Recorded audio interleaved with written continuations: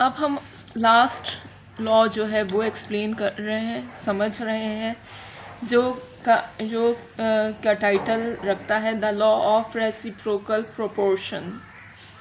ये लॉ जो है रिचर्ड ने 1792 से 94 में ये लॉ जो है वो दिया। स्टेटमेंट ऑफ लॉ क्या है? द वे ऑफ टू और मोर element which combine separately with a definite weight of a third element are either the same or simple multiple of the ratio in which they unite with each other। अब हम इसे example के through समझते हैं कि यहाँ पे आप ए में देखिए कंपाउंड्स हैं कार्बन और हाइड्रोजन। कार्बन और हाइड्रोजन ने मिल के मीथेन गैस जो है वो फॉर्म की है, जिसका मॉलिक्यूलर फार्मूला है CH4। एक कार्बन जो है उसका एटॉमिक मास जो है वो 12 है। हाइड्रोजन एक 1 होता है, यहाँ पे 4 है तो 1 4 सा 4, 12:4 का रेशियो है।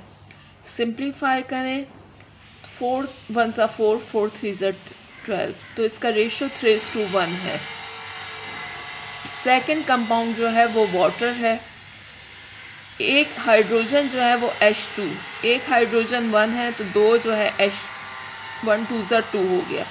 एक ऑक्सीजन एटॉमिक वेट जो होता है वो 16 होता है। तो यहाँ पे अगर हम इसे सिंप्लीफाई करें तो 2 1 सा 2, 2 8 सा 16। अब आप सेकंड कंपाउंड देखें। सेकंड इक्वेशन क्या है कि कार्बन ने ऑक्सीजन के साथ कंबाइन होकर कार्बन डाइऑक्साइड गैस फॉर्म की है। अब जो कार्बन डाइऑक्साइड है इसमें कार्बन 12 एंड ऑक्सीजन जो है वो 32 है। ठीक है, एक ऑक्सीजन जो होता है 16 होता है तो 2 जो है वो 32 है। अब आप इसे सिंप्लीफाई करें जो 4 3 सा 12, 4 8 सा 32, ये 3:8 के रेशो में कंबाइन होकर कार्बन डाइऑक्साइड जो है वो फॉर्म कर रहा है। अब आप इधर देखिए कि इधर भी कार्बन और ऑक्सीजन किस रेशो में कंबाइन हो रहा है? 3:8 के।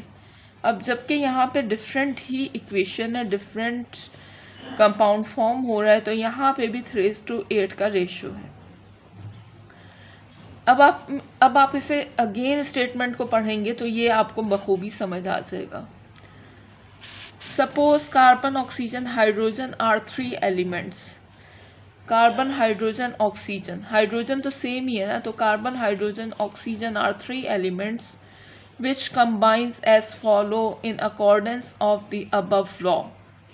कार्बन हाइड्रोजन के साथ मिल रहा है तो मीथेन फॉर्म हो रहा है, ऑक्सीजन हाइड्रोजन के साथ मिल रहा है तो वाटर फॉर्म हो रहा है, एंड कार्बन ऑक्सीजन के साथ कंबाइन होकर कार्बन डाइऑक्साइड बना रहा है। Carbon dioxide is the same proportion as they have in methane and water। I hope students आपने ये बहुत अच्छे तरीके से लेक्चर को अंडरस्टैंड कर लिया होगा। Thank you very much.